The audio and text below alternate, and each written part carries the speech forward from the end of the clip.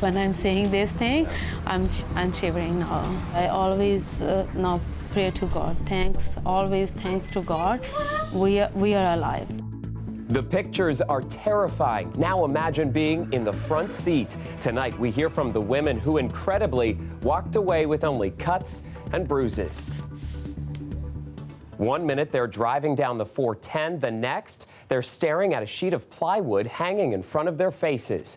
Now, everyone is trying to figure out what happened and who is to blame.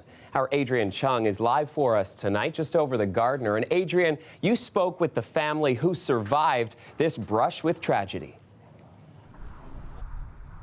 Yeah, Kristen, they're now at home nursing their injuries. Luckily, none of it is serious or life-threatening. And while this happened in Brampton, it really could happen at any highway, including the Gardner just over my shoulder, especially when you consider the speed that cars are going at, that really any debris makes it a very dangerous situation for drivers.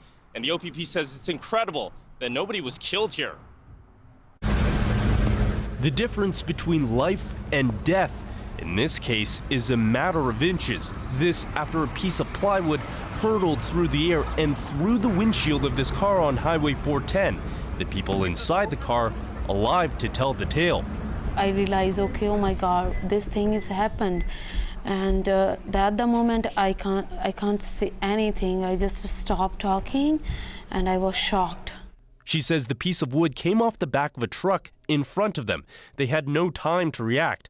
Covered in glass and blood, they say few drivers stopped to help. No one. Yeah, I'm surprised, like the car is just going. They just want to cross the car. They don't want to stuck in the traffic. This is the car that Jaspreet was driving, and she says it was just a matter of seconds that she saw the piece of plywood fly through the air and go right through the windshield. Yeah, within a second. Glass shards flew everywhere, and the piece of plywood hit Jaspreet's arm. They have some cuts and bruises, but no serious injuries. This woman, having moved to Canada just days ago, is in complete shock. The piece of glass all over the body, here and on face, eyelashes all. Did it cut your nose? Cut on nose and cheek. The OPP paid a visit to the family home to check on them.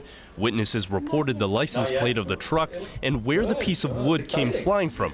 Drivers, they say, have a serious responsibility. It could have been so much worse, and this is something that we just need to remind people: if you're going to be carrying any kind of load on your vehicle, on a trailer, it needs to be properly secured and strapped down. You're going down the highway at 100 kilometers per hour, you're catching a lot of wind.